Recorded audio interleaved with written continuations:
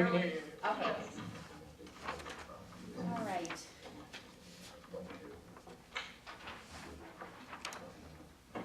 This is agenda A02-14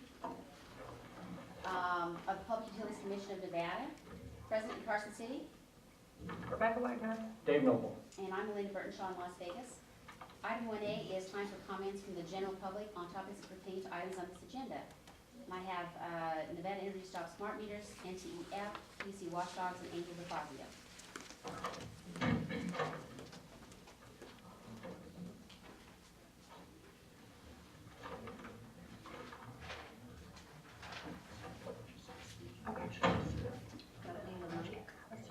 Just talk really loud. Angel DeFazio, Administrative Item 3A, Outstanding Receivables. There is almost $250,000 in fines that are outstanding, and at a cursory look, the aging is well over 4 years. Why bother imposing fines if you don't collect them? Can't you find them? Some of these are 5 years old and should have been written off. You're carrying $100K from TTC that should have been written off, and your people should have gone after the principals of the corp. When you imposed the fine because their corporate shield was no longer in effect, it took me 2 minutes to do a Secretary of State lookup to see if in fact they were still in business. The docket that they were fined under was in 2007. They were in a revoked state since 2004. If your people did the most elementary due diligence before recommending they get fined, they would have seen this. They should have immediately gone after the principals, especially since it was a foreign corp, and tried to garnish, execute any assets the principals had in Texas or in Nevada as individuals, because they were operating a business without a corporate shield. Doesn't anybody in your legal department know this?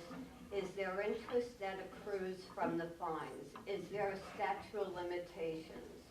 I don't know at what point you consider it delinquent, but I do commend, and this will be the only time I make a positive statement about NBE, they actually pay their fines. Commissioners, my background is collection law, and this is very easy to do. All you have to do is have your legal department draft a standard collection letter, giving them a 15-day demand letter. They don't do that, either file suit in justice, small claims, or district court. I'm not telling you to have your clerks write complaints up, but in small claims, simple form. Justice court, your attorneys can draft a simple complaint. Turn around, nail them, execute. It's very simple. If I could figure it out, anybody can. Administrative item 3C, the pay increases. Okay. Commissioners, I think you should get the raise just based you have to deal with me, but that's a non sequitur. But a $20,000 annual increase is a little excessive, and you're voting on your own increase, so would you actually vote it down? Also, there were allegations made that if you weren't paid more, collectively I'm talking the PUC, that people are going to go elsewhere. Well, we know the attorneys are not going to run out and start their own practice because they're going to have to go out and start getting billable hours. This, on the other hand, you're guaranteed XYZ amount. It's a piece of cake. But comparing it to the gaming commission is like comparing apples and oranges. Other state employees are still suffering from the forced pay cuts that most likely they won't recoup, especially college professors. I know. One of my directors had his salary cut back at UNLV. You can't. I understand you work hard, But $20,000, who's to say, because the Gaming Commission deals with 44 million, you deal with 11 million? It's a big difference. You're not on the same level. So, going to get a raise, do a standard 3 or so %. This is not like every kid gets a trophy for showing up at the game. You have to do the work, and if you're getting paid to deal with me, then I think you should get a 50% increase. Thank you. Chairman, we have public comment in Carson City as well. Okay.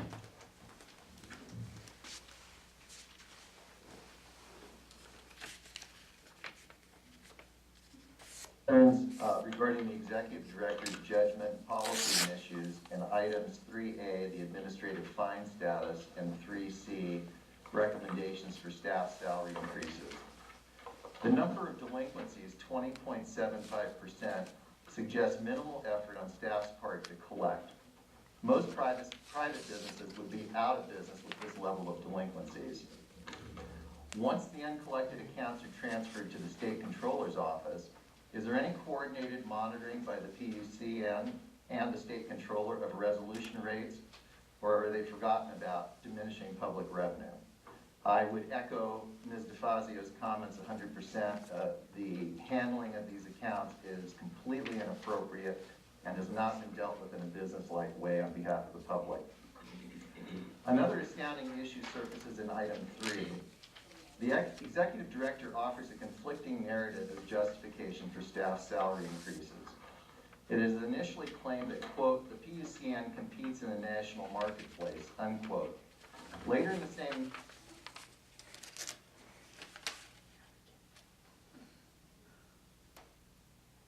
positions, not similar positions on a nationwide basis. Why not? Is there really a shortage of qualified candidates for PUCN positions with widespread unemployment among lawyers, engineers, and the general populace? Wouldn't an applicant want a full-time position with full benefits versus a part-time position with no benefits, frequently offered in the private sector? Lawyers in private practice must administer staff in an office, accommodate multiple clients, and bill enough hours to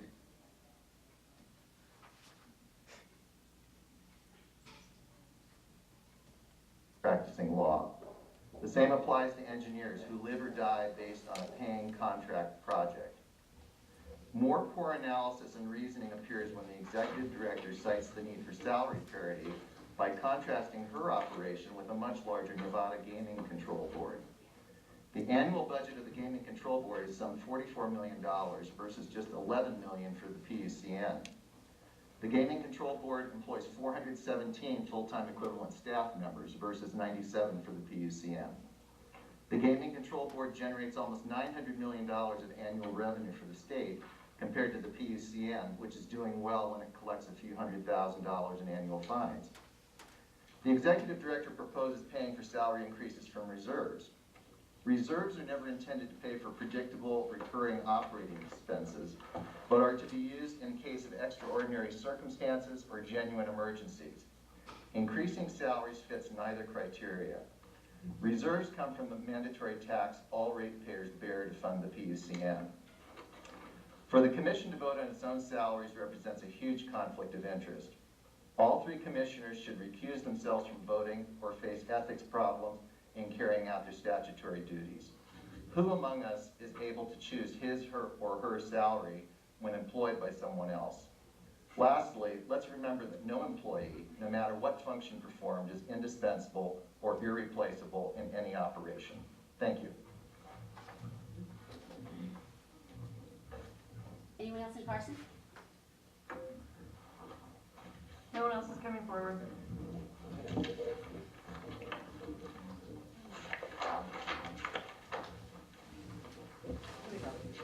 Item 2A, General Counsel. Good morning, Commissioners. Carolyn Tanner, General Counsel. Item 2A, before you are proposed bill draft requests for the 2015 legislative session. The language in item 2A on the agenda also indicated that we would discuss proposed contacts for these BDRs, but I think that's probably premature. So before you are 4 BDRs, 1 on pipeline and subsurface safety issues, 1 on annual reporting of manufactured home parks. The 3rd is NRS Chapter 704 rates and schedules. And the 4th is the Commission's determination authority in regards to integrated resource plans. And I'm available for any questions that you might have on the language of these BDRs. Any questions or comments? I have none. I have none. Okay. I would, so Ms. Tanner, should we take a vote on this then? Yes, one other updated item. We will be meeting with the governor's office on this, tentatively set for Monday. It was supposed to be yesterday, but I have been advised that it's fine for us for the commission to go forward and vote as to whether or not these are your priorities, whether this language is acceptable, and to go ahead and get them into the NEP system. Okay.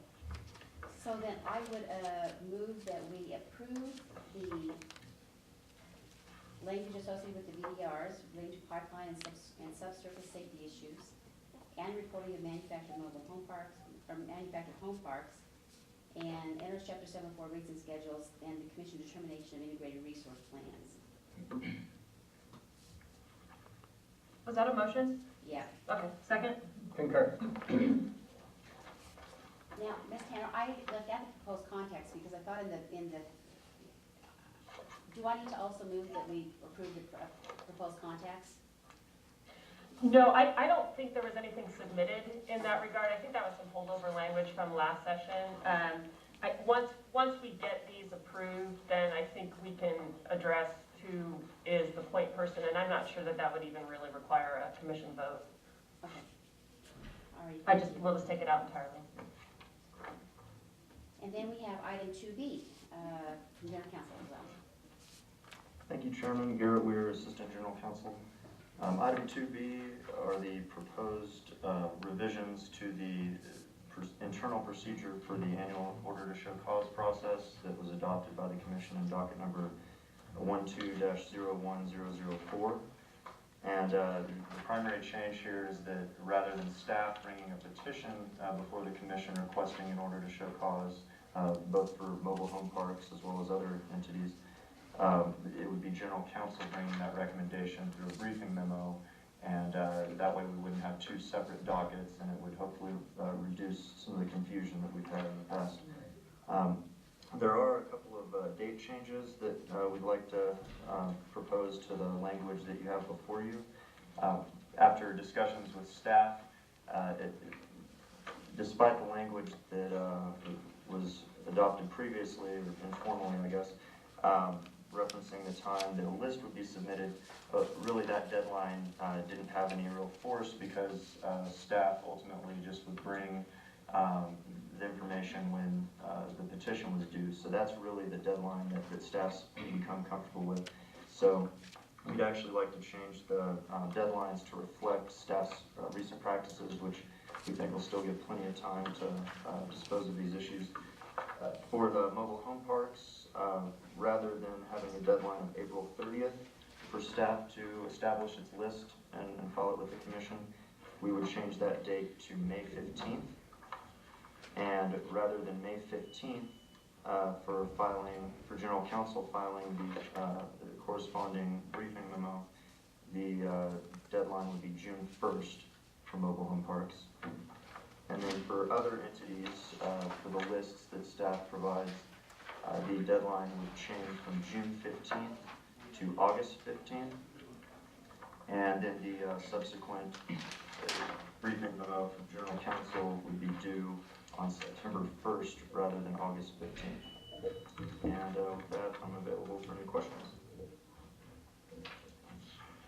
Any questions or comments? I have none. I just have one on page 4.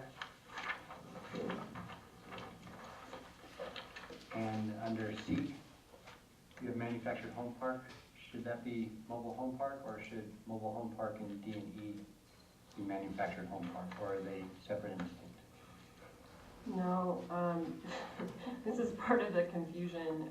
They tend to use these terms interchangeably when they're not, and so actually in the BDR, I used both terms. So we can make that correction throughout if it was not clear.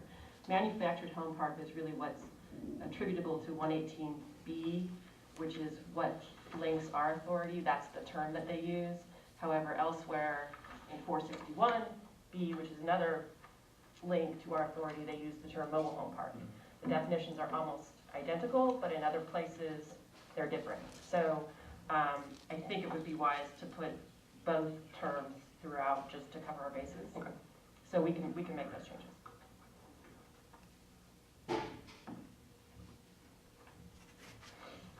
Okay, any other questions? I have none. I have none. I would move we then adopt the proposed revisions as modified and issue, well, not issue in order, but as modified. Second. Concur. Item 3A, Ms. Jackson. Thank you, Chairman. Item 3A is an update on the administrative fines by docket as of March 31st of this year. The Commission has imposed fines of approximately $1,185,000, and we've collected about $940,000 of that. The outstanding balance is approximately $246,000. If you would please note on your spreadsheet on page 3, the Pahrump 88 fine, it's about halfway down on your spreadsheet.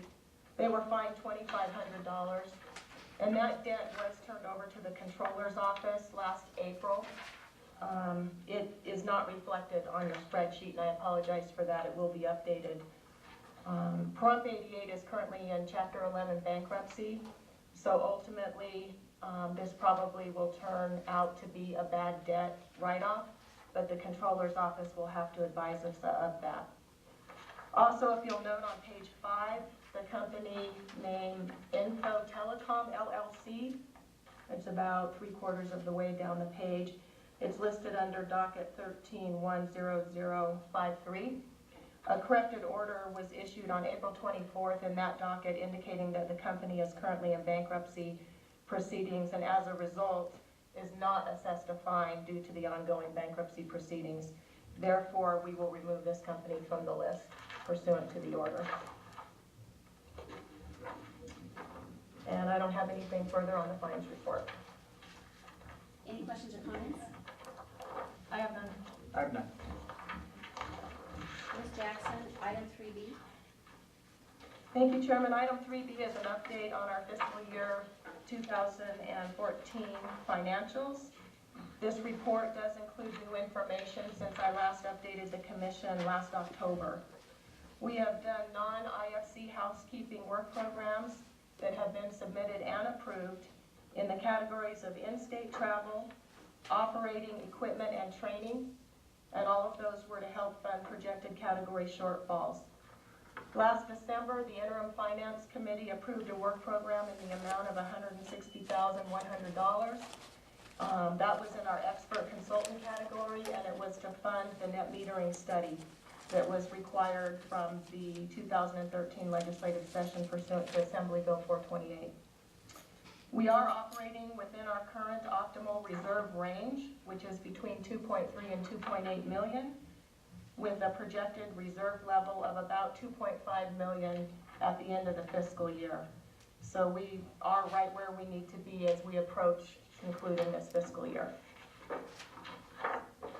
Any questions or comments? I have none. I have none. Okay, thank you, Ms. Jackson. Item 3C. Thank you, Chairman. Item 3C are proposed unclassified salary adjustments for your consideration for the upcoming 2015-2017 biennium budget. The unclassified salaries, as we all know, are not competitive with comparable classified and unclassified positions in Nevada state government, nor are they competitive with federal agencies or the utilities that we regulate. The salary constraints make it difficult for the Commission to attract, hire, and retain employees, and we do compete in a national marketplace, which does include regulated industry for capable personnel, making it difficult for us to attract and hire skilled and experienced regulatory personnel who have the technical expertise required for successful regulatory performance. We also have difficulty retaining personnel, as the majority of our workforce is unclassified, who are paid less than what other Nevada state agencies pay for similar work. We also face additional challenges as a number of key senior employees are eligible or will become eligible over the next biennium to retire. If these employees do in fact leave our agency, there will be a serious gap in institutional knowledge as well as a loss of program continuity. And again, these positions will be difficult to fill given current salaries. Additionally, as economic conditions continue to improve, I expect our ability to retain experienced and knowledgeable personnel to worsen given the disparity in pay among our competitors. We must be able to offer salaries that are comparable to its job market, at least within the state system, as employees who were hired during the economic downturn may leave the commission for better paying jobs once the economy fully recovers. Last November, Fiscal Services issued a salary survey and solicited salary data from regulated utilities, other state agencies, city and county offices, as well as other state commissions. We reviewed the data and found that adjusting the unclassified salaries for comparable positions consistent with the salary survey would result in a cost of nearly $1 million. This type of an adjustment is unrealistic for the next biennium budget. Over the last several months, I have had discussions with the governor's office regarding these adjustments. The governor's office has been very engaged in the early review of our budget needs and has assisted me in prioritizing enhancements to be included in the next biennium. The State Budget Office also had a budget kickoff meeting where they advised all executive directors to prioritize critical needs and to be realistic in budget requests. The executive directors were directed to bring only the most important priorities forward without impact to ratepayers. This directive applies to all funding sources. With that said, and after careful review and much discussion, I propose that the unclassified positions listed in your briefing materials today be considered for salary adjustments next biennium. The focus of these adjustments is to bring some of our unclassified salaries into parity with other Nevada state agencies. The spreadsheet that is attached to your briefing materials lists each position, the current annual salary for that position, the requested annual salary, and the position that it is compared to within Nevada state government. Specifically, it starts with the chairman and the commissioners. These positions are undercompensated when compensation is weighed against the significance of the decisions commissioners must reach. Decisions made by commissioners affect consumers, investment dollars, local, regional, and national economies, as well as our air, land, and water. Commissioners must understand all utilities, not just one. Another consideration is comparable worth and counterparts in Nevada regulatory agencies. As such, I am recommending that the chairman and commissioner salaries be adjusted equal to the chairman and members of the Nevada Gaming Control Board. I recommend the utilities hearing officer salary be adjusted to the chief attorney's salary to maintain an equitable relationship with the chairman and commissioners, as the hearing officer presides over cases, rules on procedural matters, and makes findings of facts and conclusions of law for the full commission's consideration. I recommend the policy advisors receive an increase comparable to the supervising engineer salaries. This adjustment will assist with lateral and promotional opportunities, since we typically like to hire from the regulatory operations staff side of the house for these positions. I also recommend adjusting all unclassified engineer salaries so they are consistent with comparable classified and unclassified positions of other Nevada state agencies. I recommend the senior regulatory economist be paid an additional 5% from that of a regulatory economist, as this position has supervisory duties. So we currently have the title, we don't have the pay. I recommend taking a financial analyst position and changing it to a senior financial analyst, with a 5% pay increase as a result, again, of supervisory responsibilities. Lastly, I recommend that the legal case manager pay be equal to that of an administrative attorney. The legal case manager requires graduation from an accredited law school with membership in the Nevada State Bar as desirable. This position provides legal assistance to the Staff Counsel Division, and if this position were to become vacant, it would be extremely difficult to fill it at its existing salary, given the position's educational requirements and level of responsibility. Unfortunately, we have much more to do given the magnitude of what we actually need, but I do believe this is a decent start that will hopefully make a difference by bringing many of our unclassified salaries into parity with other Nevada state agencies. Given what we know today, we can absorb the cost of this proposal without having any additional impact to ratepayers. And I'm available if the commission has any questions. Any questions or comments? I have none. I have none. I have none either. Ms. Tanner, do we vote on this? Yes. Yes. All right, so I would move that we accept the unclassified salary adjustments for the 2015-2017 biennium budget. Second? Concur. Item 3B. I have nothing further, Chairman. Item 4A is the comment, and Mr. Fazio, I think you had for the closing comment as well. I think up there also. Mr. Volz? Mr. Volz is coming up. Yes, again, for the record, Fred Volz, representing both SAFER and myself as an individual ratepayer. If the commission was generally interested in constructive public comment from the ratepayers it is chartered to serve, it would select the more expansive public comment agenda procedure allowed for under NRS 241.020, which calls for multiple periods of public comment after discussion of each agenda action item, but before the public body takes action on an item. A 2-minute maximum comment period is insufficient time to establish background, present facts and a perspective, and conclude with alternative suggestions, particularly when multiple issues are on the agenda. The inaccurate assertions of the Commission's General Counsel regarding, quote, the large number of citizens who regularly attend agenda meetings is completely invalidated by the small number of general public in attendance at most meetings, documented by the sign-in sheets the Commission maintains. Increasing the time and opportunities for public comment will not unduly burden the Commission's consideration of issues and will likely lead to alternatives and information providing a different perspective from paid lobbyists and consultants, as well as inside staff and applicants with pecuniary interests and issues at stake before the Commission.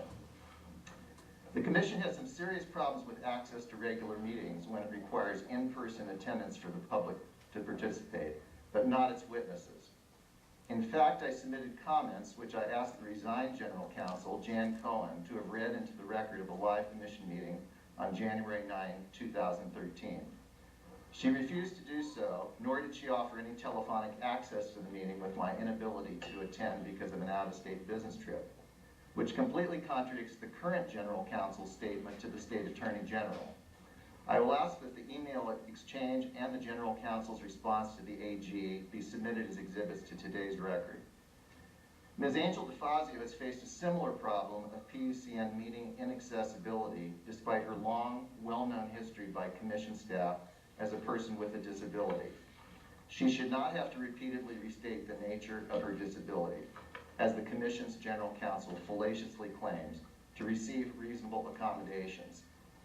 The current General Counsel denied Ms. DeFazio's request for a posting of fragrance-free attendance at Commission meeting entrances, as I personally witnessed in Carson City for a Commission meeting preceding Ms. DeFazio's complaint, and which the ADA classifies as a reasonable accommodation with de minimis expense.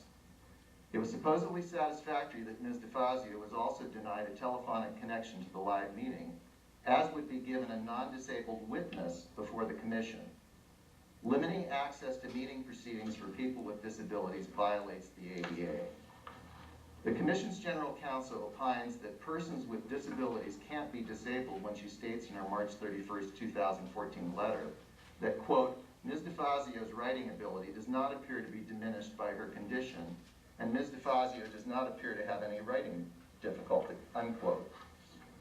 Since when does someone with no medical training decide the level of effort a person with a non-visible disability must expend to perform at the same level as someone without a disability?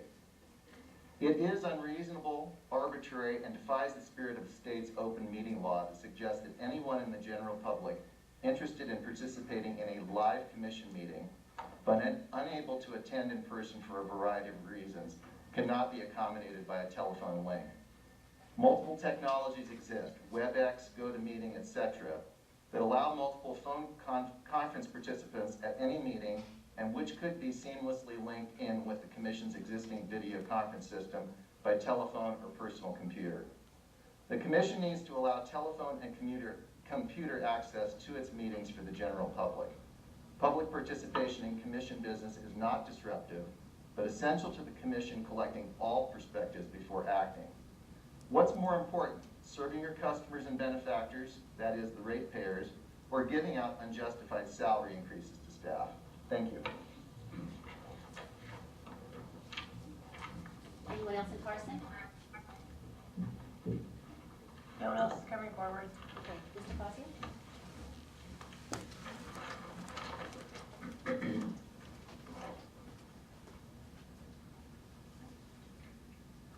I think I need to have my own office with a window. I spend so much time in here.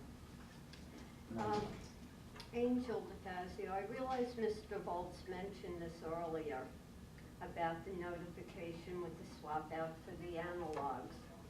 But Mr. Friedrichs called me on the 14th to tell me that NVE showed up without prior notification. He denied them access and told them to come back on Friday the 18th so that he can have his electronics pulled. When the gentleman showed up, as usual, I had my video camera. He said that he did not have to notify us.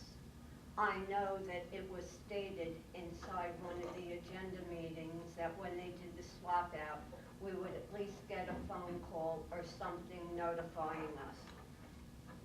Along with the fact that they are supposed to do a cursory analysis of the meter housing to make sure it's in good condition. Did he? No. He slapped on the meter, argued with me while I was on the phone with Peter Easler at NV Energy about this. Now, based on the reports that NVE has filed every quarter, the numbers do not seem right. And as Mr. Volz said, I believe they are holding back on installations. Why did it take them 14 months to put in Jonathan's analog meter? Something's fishy. Now, I think the PUC, either semi-annually or annually, NVE should be providing reports on smart meters, along with having them provide under a confidential filing the names of the people who were on the postponement, then the opt-out list, and compare and contrast and do a generic checks and balances to see how many were installed, how many accepted the smart meters, and how many are still outstanding. There should be no outstanding if they're claiming only 4,000 people statewide have opted out. Okay.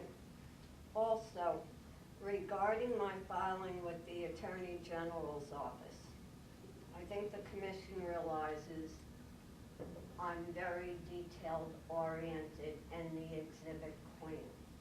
But if your general counsel is going to use an exhibit claiming that I used an alternative filing method for your July 2013 meeting and had Mrs. Cohen's email entered as an exhibit.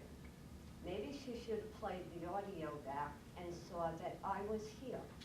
I didn't submit it because I wasn't here. I mean, this is insane. Apparently, I have not proven to her that I do my homework. My final comment is I want to thank the Commission for changing their agenda meeting notices where they moved up the statement, anybody requesting accommodation from the last page to the first page. Thank you, it's appreciated. Here's the problem, Commissioners. My usual request is predicated on people being notified ahead of time. And most of the people who have signed up for the service list are on email. But I do not know how many people are on your service list for agenda meetings. Now, I realize that there is a state statute that it has to be posted 3 days in advance, XYZ properties. Not a problem. But if I call up 2 days before and ask for a fragrance-free accommodation, can't change the agenda notice. Those who see it at XYZ will not know. Also, it has been said that the PUC is a quasi-judicial entity, and I suspect at times that you're subject to NRCP if it's not delineated in your NACs. And I believe it's NRCP Rule 6 regarding time and mailing, where there is a 3-day period. Commissioners, you notify everyone 3 days in advance by posting on your webpage, sending it out with the email, posting it on public buildings. How are you going to accommodate me if I want it fragrance-free? You can't. I have brought up, and I'm going on the record so that if there's a problem down the road, you can't say I didn't mention it.